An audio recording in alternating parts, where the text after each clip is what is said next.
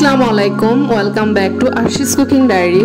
কেমন আছেন সবাই? আশা করছি ভালো। আজকের রেসিপিতে থাকছে ইলিশ মাছের মাথা দিয়ে কচু শাক রান্না। ফ্রিজে ইলিশ মাছের মাথা আর লেজ ছিল, তো ভাবলাম এগুলো দিয়ে কচু শাকটা রান্না করি। তো রান্না করছি যখন আপনাদের সাথে একটু রেসিপি আকারে শেয়ার করি। বাই দ্য ওয়ে, আপনি যদি আমার চ্যানেলে নতুন হয়ে থাকেন আমার চ্যানেলটা প্লিজ সাবস্ক্রাইব করবেন আর পাশে থাকা বেল আইকনটি অন করে দিবেন। আর আপনি যদি অলরেডি তা করেন আপনাকে অসংখ্য ধন্যবাদ। তো কথা না বাড়িয়ে চলুন চলে যাই মূল রান্নায়। এখানে আমি কচু শাকগুলোকে প্রথমে কেটে পরিষ্কার করে পানিতে ধুয়ে চুলায় একটা ফ্রাই প্যানে বসিয়ে দিয়েছি সিদ্ধ হওয়ার জন্য। এবারে এর মধ্যে দিয়ে দিব অল্প কিছু পরিমাণে লবণ। লবণটা দেওয়ার কারণ হচ্ছে লবণের সাথে কচু শাকগুলো খুব তাড়াতাড়ি সিদ্ধ হয়ে যাবে। জাস্ট সিদ্ধর সুবিধার জন্য আমি এই লবণটা প্রথমে ইউজ করেছি।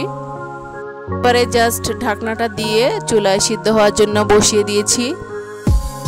এদিকে আমি একটা ইলিশ মাছের মাথা নিয়ে নিয়েছি। মাথাটাকে কেটে 3 ভাগে ভাগ করে নিয়েছি, সাথে একটা লেজও নিয়ে নিয়েছি। যেহেতু ফ্রিজে ছিল তাই এই লেজ এবং আমি মাথা সবগুলোকে মিক্স করে এই রেসিপিটা করব আজকে। এদিকে আমি ঢাকনাটা তুলে শাকগুলোকে একটু নেড়ে নিচ্ছি। অনেকটাই নরম হয়ে গিয়েছে, দেখুন। আমি একটু খুব ভালোভাবে কাঠি দিয়ে নেড়ে নিচ্ছি। কিছুক্ষণ খুব ভালোভাবে নাড়ানোর পরে আমি ঢাকনাটা দিয়ে দিচ্ছি আবারও। এবার ঢাকনাটা তুলে নিচ্ছি। দেখুন পানি অনেকটাই ছেড়ে দিচ্ছে শাকগুলো থেকে। এবার একটা ডাল ঘুটনি নিয়ে আমি শাকগুলোকে খুব ভালোভাবে ঘুটে নিচ্ছি।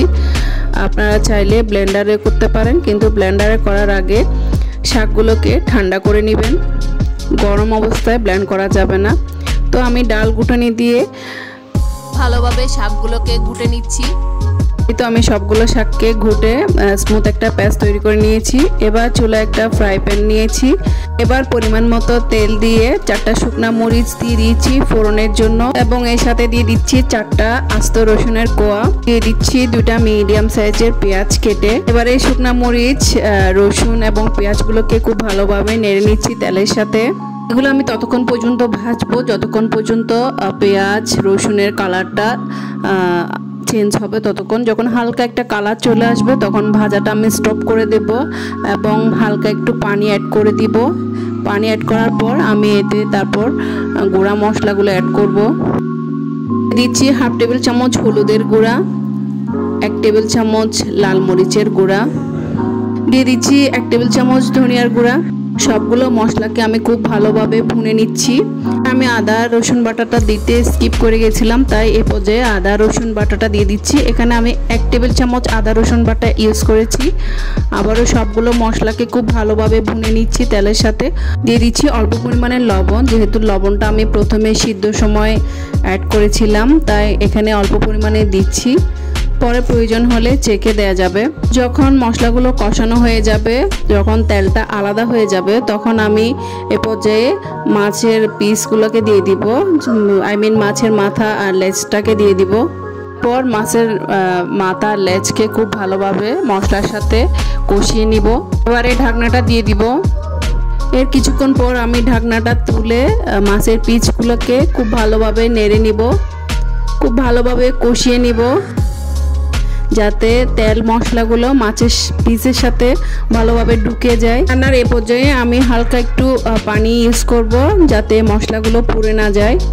পানিটা ইউজ করার পরে আমি আবারও মাছের পিসগুলোকে খুব ভালোভাবে নেড়ে নিচ্ছি। চুলা জালটা একদম হাই টু মিডিয়ামের মাঝামাঝিতে থাকবে। এবারে 4-5টা কাঁচামরিচ কেটে এর মধ্যে দিয়ে দিব এবং খুব ভালোভাবে নেড়ে নিব।